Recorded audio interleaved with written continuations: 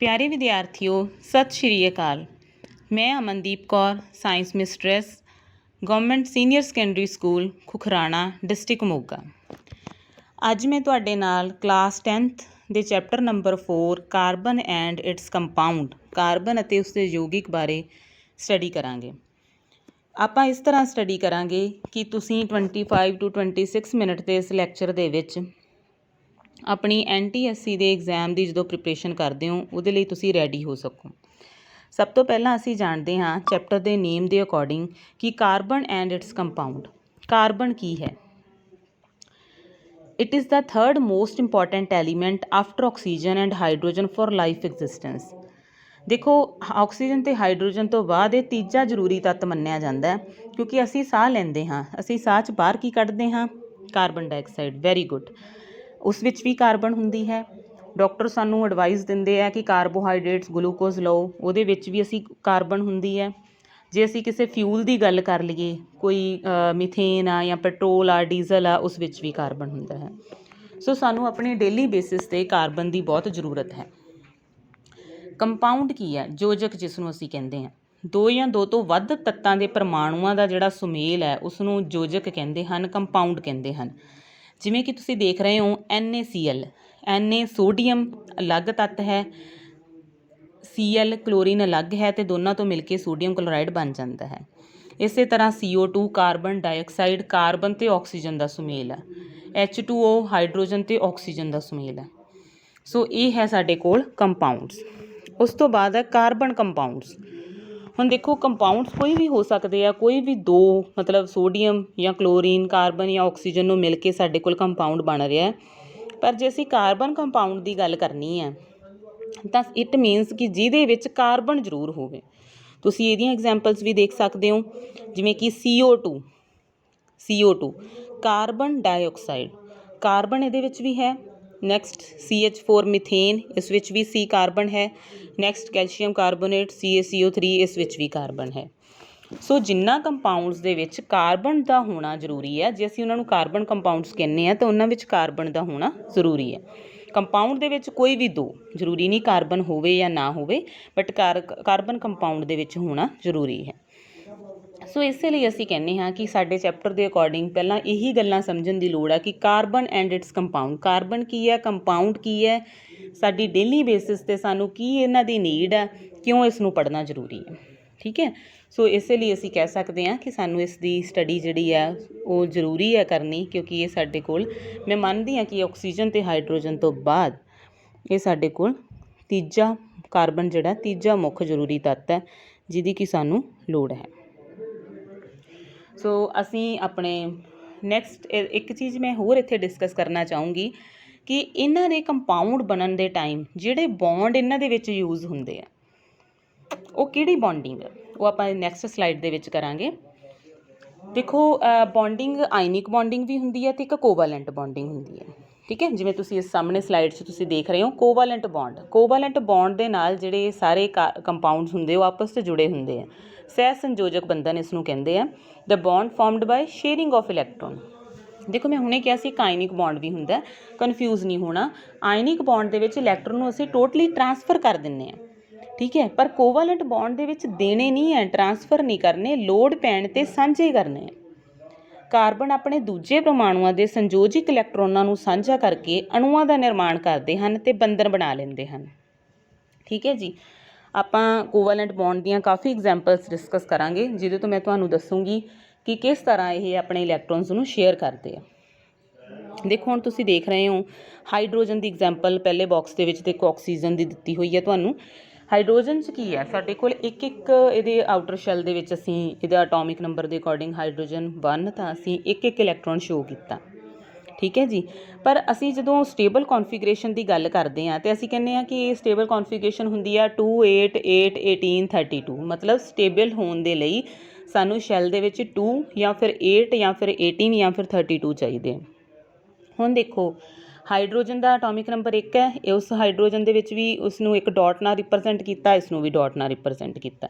ਠੀਕ ਹੈ ਜੀ। ਅਤੇ ਉਹ ਸਾਡੇ ਕੋਲ H2O ਅਤੇ ਨਾਲ ਹੀ O2 ਦੀ ਐਗਜ਼ਾਮਪਲ ਸੀ। ਇਹਨਾਂ ਨੇ ਆਪਸ 'ਚ ਸ਼ੇਅਰ ਕੀਤਾ।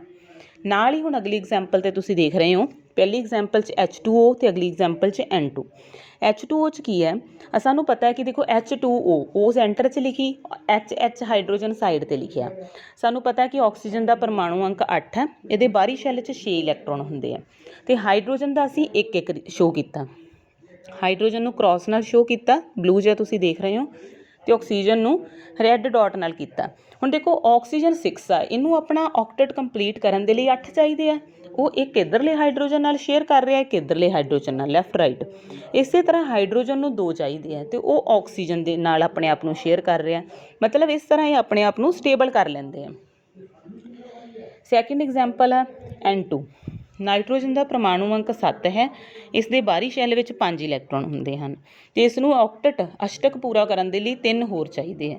ਸੋ ਹੁਣ ਦੇਖੋ ਆ ਨਾਈਟ੍ਰੋਜਨ ਦੇ ਸ਼ੋਅ ਕੀਤੇ ਹੋਏ ਦੋਨੋਂ ਪਾਸੇ ਰੈੱਡ ਡਾਟ ਦੇ ਨਾਲ ਤੁਸੀਂ ਦੇਖ ਰਹੇ ਹੋ, 3 ਇੱਕ ਸਾਈਡ ਤੇ 2 ਇੱਕ ਸਾਈਡ ਤੇ, 3 ਇੱਕ ਸਾਈਡ 2 ਇੱਕ ਸਾਈਡ। ਹੁਣ ਦੇਖੋ ਉਸ ਨਾਈਟ੍ਰੋਜਨ ਨੂੰ ਵੀ 3 ਚਾਹੀਦੇ ਆ, ਦੂਸਰੀ ਨੂੰ ਵੀ 3 ਚਾਹੀਦੇ ਆ, ਠੀਕ ਹੈ ਜੀ। ਹੁਣ ਕੀ ਹੋ ਰਿਹਾ, ਇੱਕ ਨਾਈਟ੍ਰੋਜਨ ਦੂਜੀ ਨਾਈਟ੍ਰੋਜਨ ਦੇ ਨਾਲ ਮਤਲਬ ਸ਼ੇਅਰ ਕਰ ਰਹੀ ਹੈ, ਤੇ ਦੂਜੀ ਪਹਿਲੀ ਦੇ ਨਾਲ ਸ਼ੇਅਰ ਕਰ ਰਹੀ ਹੈ। ਇਸ ਤਰ੍ਹਾਂ ਕਰਕੇ ਉਹ ਆਪਣਾ ਆਕਟੇਟ ਕੰਪਲੀਟ ਕਰ ਰਹੇ ਆ ਤੇ ਆਪਣੇ ਆਪ ਨੂੰ ਸਟੇਬਲ ਕਰ ਰਹੇ ਆ।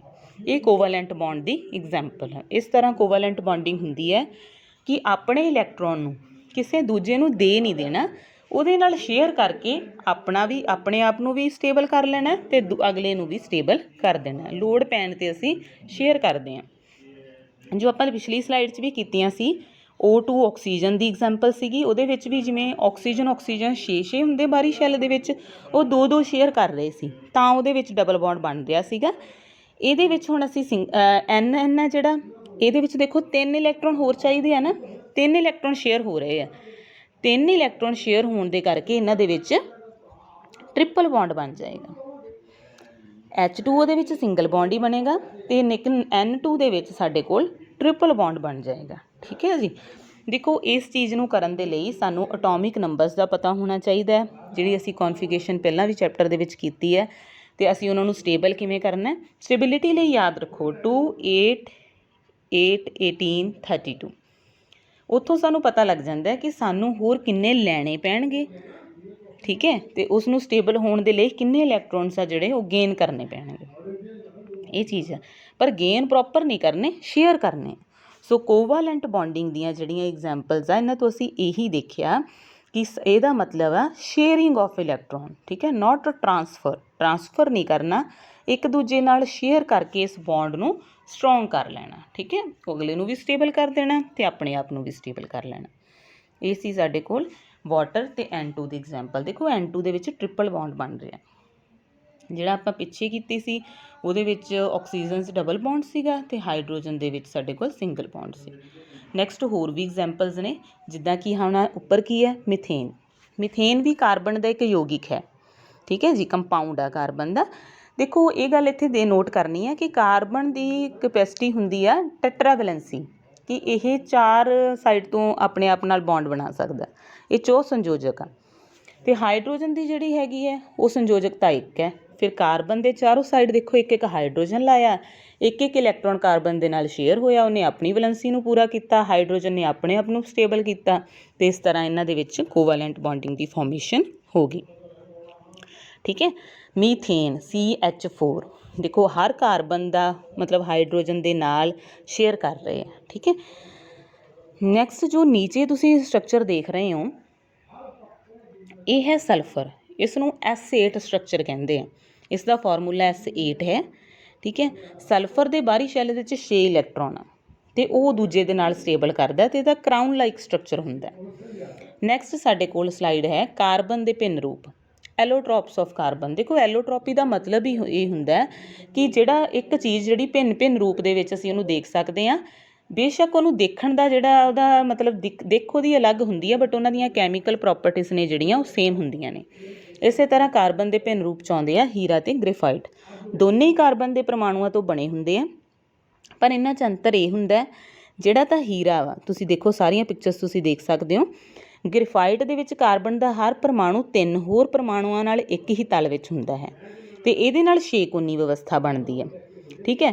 ਪਰ ਜੇ ਹੀਰੇ ਦੀ ਗੱਲ ਕਰੀਏ ਤੇ ਉਹ 4 ਹੋਰ ਪਰਮਾਣੂਆਂ ਨਾਲ ਅਟੈਚ ਹੁੰਦਾ, ਬੱਝਿਆ ਹੁੰਦਾ, ਤੇ ਇਹਦੀ ਫਿਰ ਮਤਲਬ ਤਿਕੋਣੀ ਸੰਰਚਨਾ ਜਿਹੜੀ ਆ ਉਹ ਬਣਦੀ ਹੈ, ਠੀਕ ਹੈ ਜੀ। ਇਹਨਾਂ ਦੇ ਜੇ ਅਸੀਂ ਹੁਣ ਹੋਰ ਵੀ ਅਸੀਂ ਇੱਥੇ ਸ਼ੇਪ ਦੀ ਗੱਲ ਕਰੀਏ ਤਾਂ ਜਿਹੜਾ ਆਹ ਸਾਡੇ ਕੋਲ ਗ੍ਰੇਫਾਈਟ ਹੈ, ਇਹ ਬਲੈਕ ਗ੍ਰੇ ਸਟਰਕਚਰ ਹੁੰਦਾ, ਸ਼ਾਈਨੀ ਨਹੀਂ ਹੁੰਦਾ। ਅਤੇ ਇੱਕ ਇਹਦੇ ਵਿੱਚ ਫ੍ਰੀ ਇਲੈਕਟ੍ਰੋਨ ਹੁੰਦੇ ਆ, ਇਲੈਕਟ੍ਰੀਸਿਟੀ ਨੂੰ ਕੰਡਕਟ ਕਰ ਸਕਦਾ, ਕਿਉਂਕਿ ਤੁਸੀਂ ਦੇਖਦੇ ਹੋ ਆਪਣੇ ਇਨਵਰਟਰ ਬੈਟਰੀ ਵਗੈਰਾ 'ਚ ਜਿਹੜੇ ਇਲੈਕਟ੍ਰੋਡਸ ਹੁੰਦੇ ਨੇ ਉਹ ਗ੍ਰੇਫਾਈਟ ਦੇ ਬਣੇ ਹੁੰਦੇ ਆ। ਪਰ ਇਸ ਦੇ ਨਾਲ ਹੀ ਜੇ ਅਸੀਂ ਡਾਇਮੰਡ ਦੀ ਗੱਲ ਕਰੀਏ, ਉਹ ਸ਼ਾਈਨੀ ਹੁੰਦਾ, ਲਸਟਰਸ ਐਨ ਪੂਰੀ ਚਮਕ ਹੁੰਦੀ ਆ ਉਹਦੇ ਵਿੱਚ, ਠੀਕ ਹੈ ਜੀ। ਅਤੇ ਇਹਦੇ ਵਿੱਚ ਫ੍ਰੀ ਇਲੈਕਟ੍ਰੋਨ ਨਹੀਂ ਹੁੰਦੇ, ਇਹਦਾ ਟਾਈਟ ਸਟਰਕਚਰ ਹੁੰਦਾ, ਇਸ ਕਰਕੇ ਇਲੈਕਟ੍ਰੀਸਿਟੀ ਨਾਲ ਕੰਡਕਟ ਵੀ ਨਹੀਂ ਕਰਦਾ। ਇਸ ਤਰ੍ਹਾਂ ਇਹਨਾਂ ਦੋਨਾਂ ਦੇ ਵਿੱਚ ਫ਼ਰਕ ਆ। ਬੇਸ਼ੱਕ ਇਹਨਾਂ ਦੀਆਂ ਇਹ ਪ੍ਰੋਪਰਟੀਜ਼ ਅਲੱਗ ਆ ਫਿਜ਼ੀਕਲ, ਪਰ ਇਹਨਾਂ ਦੀਆਂ ਕੈਮੀਕਲ ਪ੍ਰੋਪਰਟੀਜ਼ ਆ ਜਿਹੜੀਆਂ ਉਹ ਸੇਮ ਹੋਣਗੀਆਂ, ਕੰਮ ਸੇਮ ਹੀ ਕਰਦੇ। ਉਸ ਤੋਂ ਬਾਅਦ ਥਰਡ ਇੱਕ ਡਾਇਗਰਾਮ ਤੁਸੀਂ ਦੇਖ ਰਹੇ ਹੋ, ਫੁਲਰੀਨ। ਇਹ ਵੀ ਕਾਰਬਨ ਦਾ ਹੀ ਇੱਕ ਰੂਪ ਹੈ। ਇਹ ਫੁੱਟਬਾਲ ਦੇ ਰੂਪ ਦੇ ਵਿੱਚ ਸਾਡੇ ਕੋਲ ਬਣਿਆ ਹੁੰਦਾ, ਗੁੰਬਦ ਵਰਗਾ ਜਿਹੜੀ ਇਹਦੀ ਆਕਾਰ ਸਾਨੂੰ ਨਜ਼ਰ ਆਉਂਦਾ, ਇਹ ਹੈ ਜੁੜੀਆਂ ਕਾਰਬਨ ਹੀ ਹੋਈਆਂ। ਇਹ ਫੁੱਟਬਾਲ ਦੇ ਰੂਪ ਦੇ ਵਿੱਚ ਕਾਰਬਨਸ ਜਿਹੜੀਆਂ ਜੁੜੀਆਂ ਹੋਈਆਂ। ਦੇਖੋ ਸਭ ਤੋਂ ਪਹਿਲਾਂ ਜਿਹੜੇ C60 ਕਾਰਬਨ 60 ਦੀ ਪਹਿਚਾਣ ਹੋਈ ਸੀਗੀ, ਅਤੇ ਇਹਦੇ ਵਿੱਚ ਕੀ ਸੀ, 60 ਕਾਰਬਨ ਫੁੱਟਬਾਲ ਦੇ ਆਕਾਰ ਦੇ ਰੂਪ ਦੇ ਵਿੱਚ ਜੁੜੇ ਹੋਏ ਸੀ। ਫਿਰ ਇਹ ਜਿਹੜਾ ਫਲੋਰੈਂਸ ਸਾਇੰਟਿਸਟ ਦੇ ਨਾਮ 'ਤੇ ਹੀ ਇਹਨੂੰ ਮਤਲਬ ਲੈਬ ਦੇ ਵਿੱਚ ਹੀ ਡਿਸਕਵਰ ਹੋਇਆ ਸੀ, ਅਤੇ ਫਿਰ ਉਸ ਸਾਇੰਟਿਸਟ ਦੇ ਨਾਮ 'ਤੇ ਹੀ ਇਹਦਾ ਜਿਹੜਾ ਨਾਮ ਆ ਫੁਲਰੀਨ ਅਸੀਂ ਇਹਨੂੰ ਬੋਲਦੇ ਹਾਂ, ਉਹ ਸਾਇੰਟਿਸਟ ਦੇ ਨਾਮ 'ਤੇ ਹੀ ਇਹਦਾ ਨਾਮ ਜਿਹੜਾ ਉਹ ਪੈ ਗਿਆ ਹੈ। ਇਹ ਵੀ ਕਾਰਬਨ ਦਾ ਹੀ ਰੂਪ ਹੈ। ਸੋ ਐਲੋਟ੍ਰੋਪਸ ਦਾ ਮਤਲਬ ਇਹੀ ਕਹਿ ਸਕਦੇ ਹਾਂ ਆਪਾਂ ਕਿ ਕਿਸੇ ਚੀਜ਼ ਨੂੰ ਭਿੰਨ ਭਿੰਨ ਰੂਪ ਦੇ ਵਿੱਚ ਦੇਖਣਾ, ਕਿ ਕੋਈ ਇੱਕ ਚੀਜ਼ ਦਾ ਡਿਫਰੈਂਟ ਟਾਈਪਸ ਦੇ ਰੂਪਸ ਦੇ ਵਿੱਚ, ਡਿਫਰੈਂਟ ਫਾਰਮਸ ਦੇ ਵਿੱਚ ਐਗਜ਼ਿਸਟ ਹੋ ਜਾਣਾ, ਬਟ ਕਿਤੇ ਨਾ ਕਿਤੇ ਜਿਹੜੀ ਉਹਨਾਂ ਦੀ ਕੈਮੀਕਲ ਪ੍ਰੋਪਰਟੀ ਆ ਉਹਦਾ ਸੇਮ ਹੋਣਾ। ਸੋ ਇਹੀ ਕਾਰਬਨ ਦੇ ਭਿੰਨ ਰੂਪ ਨੇ, ਗ੍ਰੇਫਾਈਟ, ਡਾਇਮੰਡ ਅਤੇ ਫੁਲਰੀਨ। ਸਟਰਕਚਰ ਉੱਪਰ ਪਹਿਲਾਂ ਤੁਹਾਨੂੰ ਉਹਦੀ ਸ਼ੇਪ ਅਤੇ ਸਟਰਕਚਰ ਦੋਨੋਂ ਸ਼ੋਅ ਕੀਤੇ ਆ, ਨੀਚੇ ਫੁਲਰੀਨ ਨੂੰ ਕਵਰ ਕੀਤਾ, ਠੀਕ ਹੈ। ਦੇਖਣ 'ਚ ਹੀ ਲੱਗ ਰਿਹਾ, ਹੁਣ ਹੀਰਾ ਆਪਾਂ ਦੇਖਦੇ ਹਾਂ ਕਿ ਕਿੰਨਾ ਉਹਦਾ ਸ਼ਾਈਨੀ ਹੁੰਦਾ, ਚਮਕਦਾਰ ਹੁੰਦਾ, ਹੈ ਨਾ, ਇਸ ਤਰ੍ਹਾਂ। ਉਸ ਤੋਂ ਬਾਅਦ ਅਸੀਂ ਕਾਰਬਨ ਦੇ ਗੁਣ ਕਰਾਂਗੇ, ਕਿਉਂਕਿ ਅਸੀਂ ਪਹਿਲਾਂ ਹੀ ਗੱਲ ਕੀਤੀ ਹੈ ਵੀ ਕਾਰਬਨ ਨੂੰ ਸਾਰੇ ਰੂਪ ਦੇ ਵਿੱਚ ਜਾਣਨਾ ਸਾਡੇ ਲਈ ਬਹੁਤ ਜ਼ਰੂਰੀ ਆ। ਕਾਰਬਨ ਦੀ ਇੱਕ ਖਾਸ ਪ੍ਰੋਪਰਟੀ ਹੁੰਦੀ ਹੈ ਕੈਟੇਨੇਸ਼ਨ, ਜਿਸ ਨੂੰ ਅਸੀਂ ਲੜੀ ਬੰਧਨ ਕਹਿੰਦੇ ਹਾਂ। ਇਸ ਦਾ ਮਤਲਬ ਹੈ ਕਿ ਕਾਰਬਨ ਦੇ ਆਪਣੇ ਕੋਲ ਕੈਪੈਸਿਟੀ ਹੁੰਦੀ ਆ ਆਪਣੀ ਹੋਰ ਨਾਲ ਇੱਕ ਲੜੀ ਬਣਾਉਣ ਦੀ। ਕਾਰਬਨ ਪਰਮਾਣੂ ਦੇ ਇਕਹਿਰੇ, ਦੂਹਰੇ, ਤੀਹਰੇ ਬੰਧਨਾਂ ਦੇ ਵਿੱਚ ਜੁੜੇ ਹੁੰਦੇ ਆ, ਠੀਕ ਹੈ। ਜਿਹੜੇ ਤਾਂ ਇਕਹਿਰੇ ਬੰਧਨਾਂ ਵਾਲੇ ਹੁੰਦੇ ਆ ਉਹਨਾਂ ਨੂੰ ਸੰਤ੍ਰਿਪਤ ਯੌਗਿਕ ਕਹਿੰਦੇ ਆ, ਸੈਚੂਰੇਟਡ। ਜਿਹੜੇ ਦੂਹਰੇ ਜਾਂ ਤੀਹਰੇ ਬੰਧਨਾਂ ਵਾਲੇ ਹੁੰਦੇ ਆ ਉਹਨਾਂ ਨੂੰ ਅਸੰਤ੍ਰਿਪਤ ਬੰਧਨ ਕਹਿੰਦੇ ਆ, ਅਨਸੈਚੂਰੇਟਡ। ਸੋ ਇਸੇ ਤਰ੍ਹਾਂ ਹੁਣ ਤੁਸੀਂ ਨੀਚੇ ਦੇਖ ਸਕਦੇ ਹੋ, 3 ਤੁਹਾਨੂੰ ਸਟਰਕਚਰ ਸ਼ੋਅ ਕੀਤੇ ਹੋਏ ਆ। Number 1 ethane, number 2 ethene, number 3 ethyne. ਅਸੀਂ ਇਹਨਾਂ ਦੀ ਸਟੱਡੀ ਕਰਦੇ ਹਾਂ। ਹੁਣ ਦੇਖੋ, ਜੇ ਅਸੀਂ ਇਥੇਨ ਦੀ ਗੱਲ ਕਰੀਏ, ਇਹਦੇ ਵਿੱਚ ਇਕਹਿਰਾ ਬੰਧਨ ਆ, ਠੀਕ ਹੈ। ਅਸੀਂ ਇੱਥੇ ਇਹ ਵੀ ਗੱਲ ਕੀਤੀ ਸੀ ਵੀ ਕਾਰਬਨ ਦੇ 4 ਸਾਈਡ ਤੋਂ, ਕਿਉਂਕਿ ਇਹਦੇ 'ਚ ਇਹ 4 ਸੰਯੋਜਕ ਹੈ, ਇਹਨੇ 4 ਸਾਈਡ ਤੋਂ ਜੁੜਨਾ ਹੋਣਾ, ਅਤੇ ਤੁਸੀਂ ਦੇਖ ਰਹੇ ਹੋ C2H6 ਇਹਦਾ ਬਣ ਰਿਹਾ ਫਾਰਮੂਲਾ। ਕਾਰਬਨ ਦੇ ਨਾਲ 3 ਹਾਈਡਰੋਜਨ ਇੱਧਰ, 3 ਇੱਧਰ ਲੱਗੇ ਹੋਏ ਆ। ਇਹੀ ਜੇ ਅਸੀਂ ਈਥੀਨ ਦੀ ਗੱਲ ਕਰਦੇ ਹਾਂ, ਈਨ ਮਤਲਬ ਡਬਲ ਬੌਂਡ ਅਤੇ ਆਈਨ ਮਤਲਬ ਟ੍ਰਿਪਲ ਬੌਂਡ। ਈਥੀਨ 'ਚ ਕੀ ਹੈ, ਦੇਖੋ ਕਾਰਬਨ ਦੇ ਜਿਹੜੇ 4 ਬੌਂਡ ਆ ਉਹ ਸਾਡੇ ਲਈ ਕੰਪਲੀਟ ਕਰਨੇ ਜ਼ਰੂਰੀ ਆ। ਹੁਣ ਇਹਦੇ 'ਚ ਕੀ ਹੈ, ਦੇਖੋ 2 ਹਾਈਡਰੋਜਨ ਐਸੇ ਸਾਨੂੰ ਦਿਖ ਰਹੇ ਆ ਜੁੜੇ ਹੋਏ, ਅਤੇ ਜਿਹੜਾ ਡਬਲ ਬੌਂਡ ਆ ਉਹ ਕਾਰਬਨ ਅਤੇ ਕਾਰਬਨ ਦੇ ਸੈਂਟਰ 'ਚ। ਇਸੇ ਤਰ੍ਹਾਂ ਹੀ ਇਥਾਈਨ ਹੈ, C ਟ੍ਰਿਪਲ ਬੌਂਡ ਸੀ, ਮਤਲਬ ਕਾਰਬਨ ਦੇ 3 ਬੌਂਡ ਤਾਂ ਕਾਰਬਨ 'ਚ ਬਣੇ ਹੋਏ ਆ, ਅਤੇ ਜਿਹੜਾ 4th ਰਹਿ ਗਿਆ ਉਹਦੇ ਨਾਲ ਹਾਈਡਰੋਜਨ ਅਟੈਚ ਆ। ਸੋ ਇਹ ਜਿਹੜਾ ਸਾਡੇ ਕੋਲ ਫਾਰਮੂਲਾ ਬਣ ਰਿਹਾ C2H2, ਜਿਹੜਾ ਇਥੀਨ ਦਾ ਬਣ ਰਿਹਾ C2H4, ਜਿਹੜਾ ਇਥੇਨ ਦਾ ਬਣ ਰਿਹਾ C2H6। ਵੈਸੇ ਅੱਗੇ ਵੀ ਇਹਦੇ ਤੁਹਾਨੂੰ ਸਟਰਕਚਰਸ ਮੈਂ ਕਲੀਅਰ ਕਰੂੰਗੀ ਕਿ ਕਿਸ ਤਰ੍ਹਾਂ ਇਹਦੇ ਫਾਰਮੂਲੇ ਹੁੰਦੇ ਆ, ਕਿਵੇਂ ਸਾਨੂੰ ਪਤਾ ਲੱਗਦਾ ਕਿ ਅਸੀਂ ਇਹਦੀ ਸਟਰਕਚਰ ਫਾਰਮੇਸ਼ਨ ਕਰਨੀ ਹੈ। ਅੱਗੇ ਵੀ ਤੁਹਾਨੂੰ ਇਹ ਗੱਲ ਅਲਕੇਨ, ਅਲਕਾਈਨ ਦੇ ਅਲੱਗ-ਅਲੱਗ ਤਰੀਕਿਆਂ ਦੇ ਨਾਲ ਸ਼ੋ ਹੋਏਗੀ। ਇੱਕ ਵਾਰ ਬਸ ਅਸੀਂ ਇਹ ਗੱਲ ਯਾਦ ਰੱਖਣੀ ਹੈ ਕਿ ਈਥੇਨ ਇਕਹਿਰਾ ਬੰਧਨ, ਈਥੀਨ ਦੂਹਰਾ ਬੰਧਨ, ਅਤੇ ਈਥਾਈਨ ਤੀਹਰਾ ਬੰਧਨ। ਅਤੇ ਨਾਲ ਹੀ ਜਿਹੜੀ ਅਸੀਂ ਸੰਤ੍ਰਿਪਤ ਅਤੇ ਅਸੰਤ੍ਰਿਪਤ ਦੀ ਗੱਲ ਕੀਤੀ ਹੈ, ਇਹਦਾ ਮਤਲਬ ਇਥੀਨ ਅਤੇ ਇਥਾਈਨ ਹੈ ਜਿਹੜੇ ਉਹ ਅਸੰਤ੍ਰਿਪਤ 'ਚ ਚਲੇ ਗਏ, ਅਤੇ ਜਿਹੜਾ ਈਥੇਨ ਆ ਸਾਡੇ ਕੋਲ ਉਹ ਸੰਤ੍ਰਿਪਤ ਹੋ ਗਿਆ। ਸੰਤ੍ਰਿਪਤ ਮਤਲਬ ਸੈਚੂਰੇਟਡ। ਇਸ ਦੇ ਚੈਪਟਰ ਦੇ ਵਿੱਚ ਅਸੀਂ ਕਿੰਨੀਆਂ ਹੀ ਹੋਰ ਰਿਐਕਸ਼ਨਸ ਵੀ ਕਰਾਂਗੇ, ਜਿਹਦੇ ਵਿੱਚ ਅਸੀਂ ਸੈਚੂਰੇਟਡ ਨੂੰ ਅਨਸੈਚੂਰੇਟਡ ਨੂੰ ਸੈਚੂਰੇਟਡ 'ਚ ਕਿਵੇਂ ਚੇਂਜ ਕਰਦੇ ਹਾਂ। ਇਹ ਸਾਰਾ ਕੰਮ ਆਪਣੀਆਂ ਅਗਲੀਆਂ ਸਲਾਈਡਸ ਦੇ ਵਿੱਚ ਆਊਗਾ। ਕਾਰਬਨ ਦੀ ਇੱਕ ਕੈਪੈਸਿਟੀ ਹੋਰ ਵੀ ਹੈ ਕਿ ਇੱਕ ਸੈਲਫ ਲਿੰਕਿੰਗ ਪ੍ਰੋਪਰਟੀ ਹੋ ਗਈ ਕੈਟੇਨੇਸ਼ਨ, ਇੱਕ ਇਹਦੀ ਟੈਟਰਾਵੈਲੈਂਸੀ ਹੋ ਗਈ, ਇੱਕ ਮਤਲਬ ready to form multiple bond. ਤਾਂ ਹੀ ਆਪਾਂ ਕਹਿ ਦਿੰਦੇ ਨਾ ਹੁਣ ਕਾਰਬਨ 'ਚ ਸਿੰਗਲ ਬੌਂਡ ਵੀ ਬਣ ਰਿਹਾ, ਡਬਲ ਵੀ ਬਣ ਰਿਹਾ, ਟ੍ਰਿਪਲ ਵੀ ਬਣ ਰਿਹਾ। ਸੋ ਕਾਰਬਨ ਦੇ ਕੋਲ ਇਹ ਕਾਰਬਨ ਦੀਆਂ ਪ੍ਰੋਪਰਟੀਜ਼ ਨੇ। ਟੈਟਰਾਵੈਲੈਂਸੀ ਕੰਪਲੀਟ ਕਰਦੀ ਆ ਆਪਣੀ, ਹੋਰ ਬੌਂਡ ਆ ਜਿਹੜੇ ਮਤਲਬ ਮਲਟੀਪਲ ਬੌਂਡ ਬਣਾਉਣ ਲਈ ਇਹ ਰੈਡੀ ਰਹਿੰਦੀ ਹੈ, ਅਤੇ ਆਪਣੇ ਹੀ ਕਾਰਬਨ ਦਾ ਕਾਰਬਨ ਨਾਲ ਹੀ ਜਿਹੜਾ ਉਹ ਲਿੰਕ ਆ ਬਣ ਜਾਂਦਾ। ਹੋਰ ਪਰਮਾਣੂਆਂ ਨਾਲ ਵੀ ਜ਼ਰੂਰੀ ਨਹੀਂ, ਕਾਰਬਨ ਦਾ ਕਾਰਬਨ ਨਾਲ, ਕਾਰਬਨ ਹਾਈਡਰੋਜਨ ਆ, ਕਾਰਬਨ ਸਾਰਿਆਂ ਦੇ ਨਾਲ ਹੀ ਆਪਣਾ ਲਿੰਕ ਕਰਨ ਲਈ ਰੈਡੀ ਰਹਿੰਦੀ ਹੈ। ਨੈਕਸਟ ਸਲਾਈਡ 'ਚ ਆਪਾਂ ਦੇਖਦੇ ਹਾਂ, ਹੋਰ ਵੀ ਕਲੈਰਿਟੀ ਹੋਊਗੀ। ਜਿਵੇਂ ਤੁਸੀਂ ਇਹ 'ਚ ਦੇਖ ਰਹੇ ਹੋ, ਸਭ ਤੋਂ ਪਹਿਲਾਂ ਸਾਡੇ ਲਈ ਜਾਣਨਾ ਜ਼ਰੂਰੀ ਆ ਪ੍ਰੀਫਿਕਸ। ਇਹ ਹੁਣ ਆਪਾਂ ਨੂੰ ਅਲਕੇਨ ਬਾਰੇ ਦੱਸਣਗੇ, ਠੀਕ ਹੈ। ਪ੍ਰੀਫਿਕਸ ਦੇਖੋ ਕੀ ਕਹਿੰਦੇ ਆ ਵੀ ਮਿਥ, ਜੇ ਮਿਥ ਕਦੋਂ ਲਾਉਣਾ, ਜਦੋਂ ਸਾਡੇ ਕੋਲ ਇੱਕ ਕਾਰਬਨ ਹੈ। ਇਥ ਕਦੋਂ ਲਾਉਣਾ, ਜਦੋਂ ਸਾਡੇ ਕੋਲ 2 ਕਾਰਬਨਸ ਨੇ। Prop 3 carbon, but 4 carbon, pentane 5 carbon, hex 6 carbon, heptane 7, octane 8, non 9, dec 10। ਜਿਹੜਾ ਈਨ ਆਈਨ ਆ ਉਹ ਬੌਂਡ 'ਤੇ ਡਿਪੈਂਡ ਕਰਦਾ, ਠੀਕ ਹੈ ਜੀ।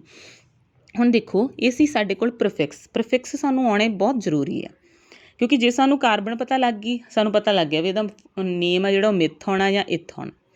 ਹੁਣ ਦੇਖੋ ਫਾਰਮੂਲਾ ਲਿਖਿਆ ਹੋਇਆ ਅਲਕੇਨ ਦਾ, ਸਭ ਤੋਂ ਉੱਪਰ ਟੌਪ 'ਤੇ CnH2n+2। N ਕੀ ਹੈ, ਨੰਬਰ ਆਫ ਕਾਰਬਨਸ, ਕਿ ਕਿੰਨੇ ਕਾਰਬਨ ਅਸੀਂ ਦੇਖ ਲਏ ਆ।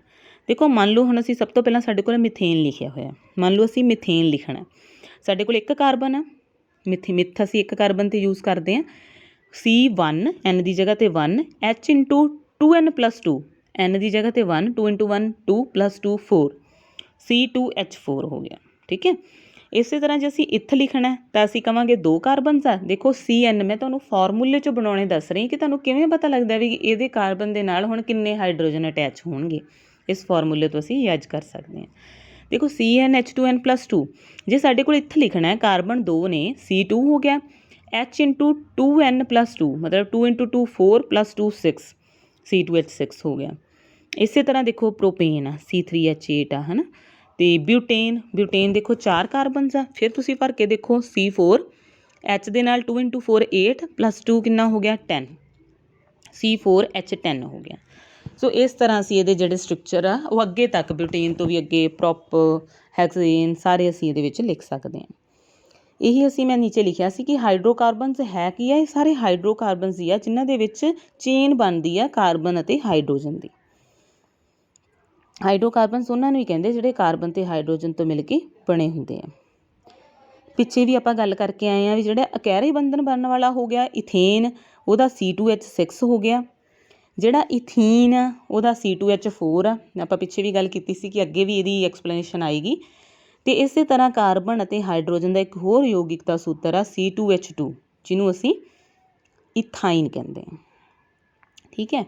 ਕਿਉਂਕਿ ਉਸ ਅਕੋਰਡਿੰਗ ਇਹਦੇ ਜਿਹੜੇ ਹਾਈਡਰੋਜਨ ਦੇ ਨੰਬਰ ਆ ਉਹ ਲੈਸ ਹੁੰਦੇ ਜਾਂਦੇ ਆ। ਇਹ ਤਾਂ ਤੁਸੀਂ 2n+2 ਦੇਖਿਆ, ਅੱਗੇ ਤੁਸੀਂ ਅਲਕਾਈਨ ਦਾ ਵੀ ਫਾਰਮੂਲਾ ਦੇਖੋਗੇ, ਜਿਹਦੇ ਵਿੱਚ ਇਸੇ ਤਰ੍ਹਾਂ ਹੀ N means number of carbons fill ਕਰਕੇ ਤੁਸੀਂ ਕਿੰਨੇ ਨੰਬਰ ਆਫ ਹਾਈਡਰੋਜਨ ਆਉਂਦੇ ਆ, ਉਹਦਾ ਕਿਵੇਂ ਅਸੀਂ ਸਟਰਕਚਰ ਫਾਰਮੇਸ਼ਨ ਕਰਨੀ ਹੈ ਉਹ ਸਾਨੂੰ ਪਤਾ ਲੱਗ ਜਾਂਦੀ ਹੈ, ਠੀਕ ਹੈ। ਹੁਣ ਇਹਦੇ ਵਿੱਚ ਤੁਸੀਂ ਜਦੋਂ ਜਿਹੜੇ ਮੈਂ ਤੁਹਾਨੂੰ ਪ੍ਰੀਫਿਕਸ ਦੱਸੇ ਨੇ, ਤੁਸੀਂ ਇਹਦੇ ਤੋਂ ਜਿਹੜਾ ਮਰਜ਼ੀ ਲਿਖ ਲਓ। ਮੰਨ ਲਓ ਹੁਣ ਮੈਂ ਤੁਹਾਡੇ ਨਾਲ ਗੱਲ ਕਰਦੀ ਹਾਂ, ਬਿਊਟ ਤੱਕ ਤਾਂ ਆਪਾਂ ਸਟਰਕਚਰ ਦੇਖ ਲਏ, ਚਲੋ ਆਪਾਂ ਪੈਂਟੇਨ ਦੀ ਗੱਲ ਕਰਦੇ ਹਾਂ। ਪੈਂਟੇਨ 'ਚ ਕਿੰਨੇ ਕਾਰਬਨ ਹੋ ਗਏ, 5 ਹੋ ਗਏ ਨਾ। ਜੇ 5 ਕਾਰਬਨ ਹੋ ਗਏ, C5, H×2×5 10 + 2 12, ਸੋ C5H12। ਜਿੱਥੇ ਤੁਸੀਂ ਕਾਰਬਨ ਦੇ, ਜਿਵੇਂ ਇੱਥੇ ਕਾਰਬਨ 4 ਆ, ਉੱਥੇ ਤੁਸੀਂ 5 ਕਾਰਬਨਸ ਕਰ ਦੋਗੇ, ਉਵੇਂ ਉਹਦੇ 4 ਬੌਂਡ ਕੰਪਲੀਟ ਕਰਕੇ ਅਤੇ ਤੁਸੀਂ ਉਹਦੀ ਕੰਪਲੀਟ ਕਰ ਦੋਗੇ, ਠੀਕ ਹੈ। ਅੱਗੇ ਦੇਖੋ ਹੁਣ ਤੁਹਾਡੇ ਕੋਲ ਆ ਗਿਆ ਅਲਕੀਨ ਅਤੇ ਅਲਕਾਈਨ। ਪਹਿਲਾਂ ਅਲਕੀਨ ਵੱਲ ਦੇਖੋ।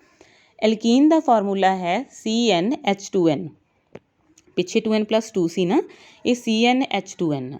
ਸੇਮ ਤੁਸੀਂ ਇੱਦਾਂ ਹੀ ਕਰਨਾ। N ਕੀ ਹੈ, ਨੰਬਰ ਆਫ ਕਾਰਬਨਸ ਨੇ। ਜਿਵੇਂ ਹੁਣ ਈਥੀਨ ਲਿਖਣਾ ਕਿਉਂਕਿ ਅਲਕੀਨ ਹੈ, 2 ਕਾਰਬਨਸ ਹੋ ਗਏ, C2H2×2 4, ਸੋ ਇਥੀਨ ਫਸਟ ਲਿਖਿਆ ਹੋਇਆ C2H4। ਨੈਕਸਟ ਸਾਡੇ ਕੋਲ ਆ ਪ੍ਰੋਪੀਨ। ਹੁਣ ਪ੍ਰੋਪ ਦਾ ਮਤਲਬ 3 ਕਾਰਬਨ, C3H×2×3 6, ਸੋ C3H 6 ਹੋ ਗਿਆ ਸਾਡੇ ਕੋਲ। ਹੁਣ 6 ਨੂੰ ਕਿਵੇਂ ਕੰਪਲੀਟ ਕਰਨਾ ਹੈ, ਕਿੱਥੇ ਡਬਲ ਬੌਂਡ ਦੇ ਨਾਲ ਕਾਰਬਨ ਦੀ ਟੈਟਰਾਵਲੈਂਸੀ ਨੂੰ ਕੰਪਲੀਟ ਕਰਨਾ ਹੈ, ਉਹ ਸਾਨੂੰ ਆਪਣੇ ਆਪ ਹੀ ਪਤਾ ਲੱਗਦਾ ਕਿ ਅਸੀਂ ਉਹ ਹਾਈਡਰੋਜਨ ਕਿਵੇਂ ਪੂਰੇ ਕਰਨੇ ਆ। ਇਸੇ ਤਰ੍ਹਾਂ ਬਿਊਟੀਨ ਹੈ C4। ਦੇਖੋ ਬਿਊਟੀਨ ਕਿਵੇਂ ਹੈ, ਤੁਸੀਂ ਆਪਣੇ ਆਪ ਦੇਖੋ, ਫਾਰਮੂਲਾ ਦੇਖਣ ਤੋਂ ਪਹਿਲਾਂ ਆਪ ਸੋਚੋ। ਬਿਊਟ ਮਤਲਬ 4 ਕਾਰਬਨ, C4 H × 2 × 4 H ਕਿੰਨੀ ਹੋ ਜੂਗੀ 8। ਦੇਖੋ 4 ਕਾਰਬਨਸ ਨੂੰ ਲਿਖਿਆ, 8 H ਅਟੈਚ ਕਰਨੇ ਸੀ, ਪਹਿਲਾਂ ਸਿੰਗਲ ਸਿੰਗਲ ਨਾਲ 6 ਹੋ ਗਏ ਹੈ ਨਾ, ਪਰ ਉਸ ਕਾਰਬਨ ਦੇ ਨਾਲ ਸਿਰਫ 2 ਹਾਈਡਰੋਜਨ ਲਾਤੇ ਤੇ ਫਿਰ ਉਹਦੀ ਵੈਲੈਂਸੀ ਕਿਵੇਂ ਪੂਰੀ ਕਰਾਂਗੇ, ਇਸੇ ਲਈ ਅਸੀਂ ਉੱਥੇ ਡਬਲ ਬੌਂਡ ਲਗਾਇਆ। ਇਸੇ ਤਰ੍ਹਾਂ ਹੀ ਅਲਕਾਈਨ ਵੱਲ ਤੁਸੀਂ ਦੇਖ ਸਕਦੇ ਹੋ। ਅਲਕਾਈਨ ਦਾ ਫਾਰਮੂਲਾ CnH2n-2, ਠੀਕ ਹੈ। ਇਹ ਵੀ ਹੁਣ ਜੇ ਇਥ ਹੈ, ਇਥ ਮਤਲਬ 2 ਕਾਰਬਨਸ, C2H4 - 2 2 C2H2 ਹੀ ਹੋ ਗਿਆ। ਹੁਣ C ਵੀ 2 ਹੈ, H ਵੀ 2 ਹੈ, ਜਿਹੜੇ ਬਾਕੀ ਬੌਂਡਸ ਨੇ ਉਹਨਾਂ ਨੂੰ ਕਿਵੇਂ ਕਵਰ ਕਰਾਂਗੇ, ਉਹਨਾਂ ਨੂੰ ਅਸੀਂ ਟ੍ਰਿਪਲ ਬੌਂਡ ਦੇ ਨਾਲ ਕਵਰ ਕਰਾਂਗੇ। ਸੋ ਕਾਰਬਨ ਦੇ ਯੋਗਿਕ ਜਿਹੜੇ ਹੁੰਦੇ ਆ ਸੰਤ੍ਰਿਪਤ ਯੋਗਿਕ ਆ, ਉਹਨਾਂ ਨੂੰ ਐਲਕੇਨ ਕਹਿੰਦੇ ਆ। ਅਸੰਤ੍ਰਿਪਤ ਹਾਈਡਰੋਕਾਰਬਨ ਜਿਨ੍ਹਾਂ ਵਿੱਚ ਦੂਹਰੇ ਬੰਧਨ ਹੁੰਦੇ ਹਨ ਉਹਨਾਂ ਨੂੰ ਐਲਕੀਨ ਕਹਿੰਦੇ ਆ, ਅਤੇ ਤੀਹਰਾ ਬੰਧਨ ਰੱਖਣ ਵਾਲੇ ਅਸੰਤ੍ਰਿਪਤ ਹਾਈਡਰੋਕਾਰਬਨਸ ਨੂੰ ਐਲਕਾਈਨ ਕਹਿੰਦੇ ਆ। ਮਤਲਬ ਤੁਸੀਂ ਡਬਲ ਅਤੇ ਟ੍ਰਿਪਲ ਵਾਲੇ ਬੌਂਡ ਆ ਉਹਨੂੰ ਅਸੀਂ ਅਸੰਤ੍ਰਿਪਤ ਅਨਸੈਚੂਰੇਟਡ ਕਹਾਂਗੇ ਅਤੇ ਦੂਜਿਆਂ ਨੂੰ ਸੈਚੂਰੇਟਡ ਕਹਾਂਗੇ।